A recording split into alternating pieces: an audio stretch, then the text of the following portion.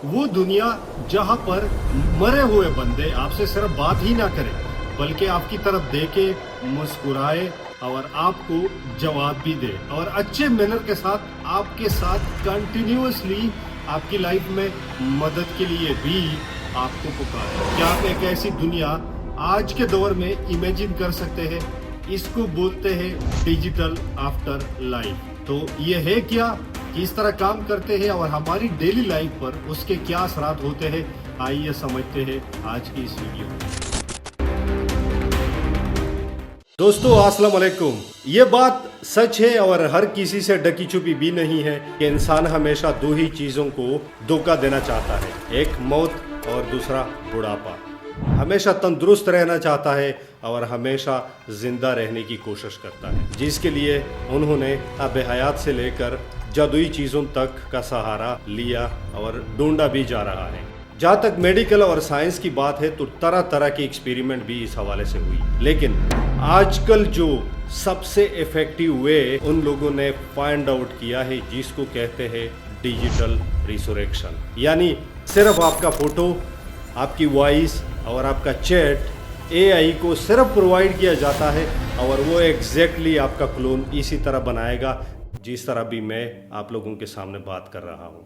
बिल्कुल इसी exact twin में जिस तरह मैं बात कर रहा हूँ इसी तरह का ही एक क्लोन बना देगा। साथ में एक्सपर्ट्स का मानना है कि 2030 तक यानी आज से 5 साल बाद 50 करोड़ से ज़्यादा लोगों की डिजिटल रूह बन चुकी होगी, यानी उनका एक क्लोन एआई में ऑलरेडी बन चुका होगा। अब ज़रा सोचो कि एक बंदा जो मरा हुआ है उसको मौत भी हमसे फना नहीं कर सकती, बल्कि हमारे सामने इसी तरह बात कर रहा हो जिस तरह मैं आप लोगों के साथ बात कर रहा हूँ। यहाँ पर एक केस स्टडी बताती है कि साउथ कोरिया में एक माँ ने 7 साल के बच्ची जो कि कैंसर से मरी थी उनका एक वर्चुअल फेस बना दिया। यानी जिस तरह मैं वीडियो में बात कर रहा हूँ उसी तरह का एआई के ज़रिए एक फेस बना दी। वीआर हेडसेट पहन के और स्पेशल ग्लव्स पहन के जब वो अपनी बेटी को देखती है तो वो कैफियत बहुत ज़्यादा इमोशनल होती है। और इससे भी बढ़कर जब उसकी बेटी अपनी मामा को कहती है कि मामा क्या आपने मुझे मिस किया, वो सीन इतना इमोशनल था कि उसको शायद मैं भी अल्फाजों में सही बयान ना कर सकूं। 엄마 어디 있었어? 엄마 내 생각했어? लेकिन इससे भी दर्दनाक बात क्या थी कि जब उसकी वालिदा जो रोने की हालत में थी, रो रही थी मुसलसल, अपनी बेटी को गले लगाना चाह रही थी लेकिन वो नहीं लगा पा रही थी क्योंकि वो सिर्फ और सिर्फ एक वर्चुअल फेस था, उसका रियलिटी से कोई लेना देना नहीं था। यहाँ पर मैं आप लोगों से ज़रूर ये सवाल पूछना चाहूँगा कि आप लोग बताओ कि क्या ये एक इमोशनल मिरेकल है या फिर एक डिजिटल टॉर्चर। बिल्कुल इसी तरह का एक दूसरा केस अमेरिका में रिपोर्ट हुआ जहां पर एक लड़की ने अपने मरे हुए बॉयफ्रेंड के सारे व्हाट्सएप मैसेजेस, चैट और उसकी पिक्चर एआई में डाल के उसका एक एआई बॉट बना दिया। अब कुछ दिन बाद अचानक से उसके मोबाइल पर एक मैसेज आता है कि हाय मैं बात कर रहा हूँ और मैं मिस कर रहा हूँ आपको। अब सोचो कि ये कितना एक अजीब तरह का सिचुएशन होगा। और वो लड़की पूरी रात उस एआई बॉट के साथ बात कर रही थी जिसका हकीकत से कोई लेना देना नहीं बल्कि सिर्फ एक इल्यूजन था। ग्रीफ टेक्नोलॉजी बहुत तेजी से आगे बढ़ रही है। प्लेटफॉर्म जैसे कि प्रोजेक्ट दिसंबर, स्टोरी फाइल और हियर आफ्टर एआई आपको ये मौका देती है कि आप अपने प्यारों की जो इस दुनिया में नहीं है उसका चैटबॉट या फिर इसी तरह का एवेटार जिस तरह मैं आपसे वीडियो में बात कर रहा हूँ आप बना सकते हैं।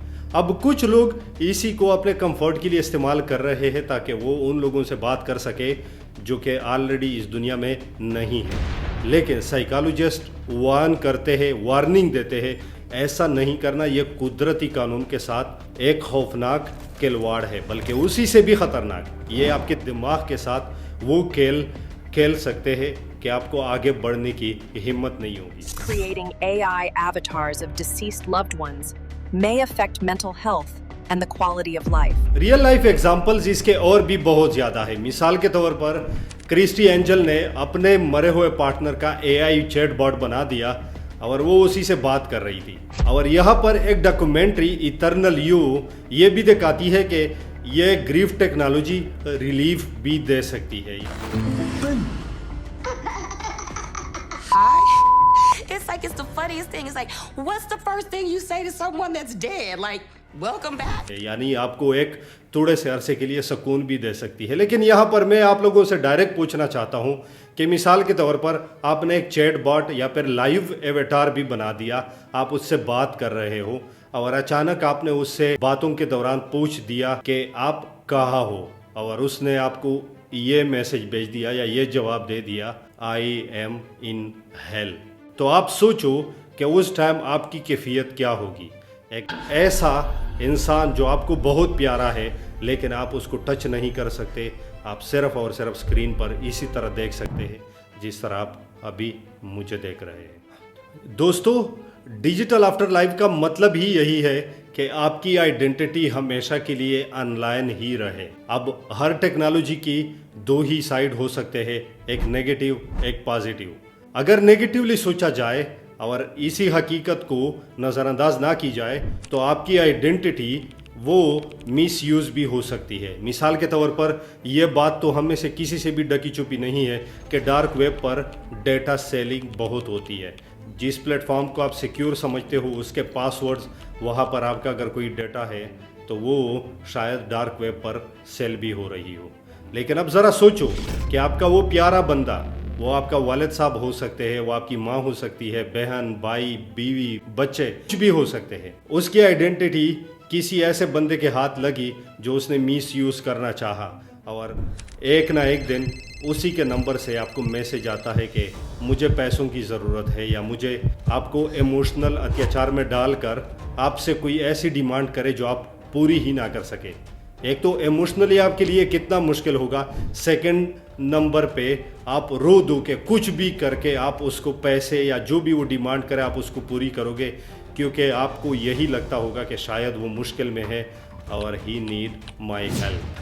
سائنٹسٹ ہمیشہ وارننگ دیتے ہیں اور اس حوالے سے بہت پریشان بھی ہے کہ یہ ٹیکنالوجی بہت زیادہ خطرناک ہے, نہ صرف آپ کے لیے فزیکلی بلکہ ایموشنلی بہت زیادہ خراب ہے. مثال کے طور پر آپ ایسے بندے سے بات کر رہے ہو جس کو آپ کھونا نہیں چاہتے تھے لیکن ہو گیا, وہ اس دنیا میں نہیں ہے, اور اچانک باتیں کرتے ہوئے اس نے آپ کو یہ کہہ دیا کہ یہ سب تمہاری وجہ سے ہوا, تو تب آپ کے اوپر کیا گزر رہی ہوگی, ذرا خود سے سوچئے اور خود سے پوچھئے بھی. مثال کے طور پر یہاں پر دوبارہ سے میں آپ کو ایک ریئل لائف ایگزامپل دوں گا. آپ کو فیس بک پر ایک میسج آتا ہے, انسٹاگرام پہ ایک میسج آتا ہے, اور وہ اس آئی ڈی سے آتا ہے کہ وہ بندہ آپ کا کلوز دوست ریلیٹیو تھا لیکن اب وہ اس دنیا میں نہیں ہے. یا پھر آپ کے وال پہ فیس بک پہ اس نے لکھ دیا ہائے آئی ایم بیک. آپ کے اوپر کیا گزر رہی ہوگی. اور ساتھ میں یہاں پر ڈائریکٹلی میں سوال آپ لوگوں سے یہ پوچھنا چاہوں گا کہ کیا آپ لوگ یہ چاہیں گے کہ آپ کا کلون آن لائن دنیا میں آپ کے مرنے کے بعد بھی زندہ رہے. یہاں پر شاید آپ لوگوں میں سے بہت زیادہ لوگوں کا سوال ہوگا کہ یس, لیکن میں کردار کی بات نہیں کر رہا کہ آپ کردار کی وجہ سے زندہ رہوں یا پھر آپ کے اچھے کرموں کی وجہ سے آپ زندہ رہو, وہ سب کا حق ہے اور ہونا بھی چاہیے.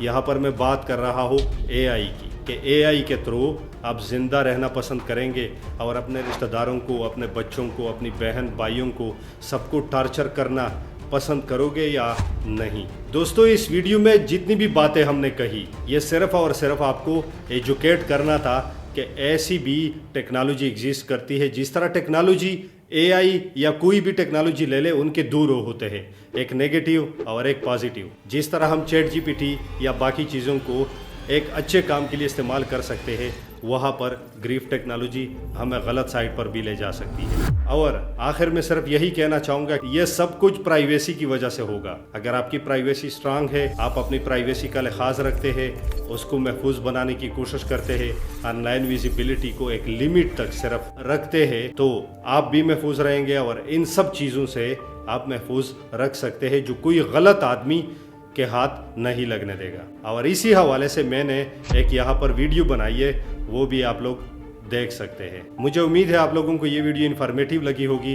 اگر آپ لوگوں کو اسی طرح کی مزید ویڈیو چاہیے, ہماری فیملی کے ساتھ جڑنا چاہتے ہیں, تو چینل کو ضرور سبسکرائب کیجئے گا. ملتے ہیں ایک نئی ویڈیو میں. اللہ حافظ.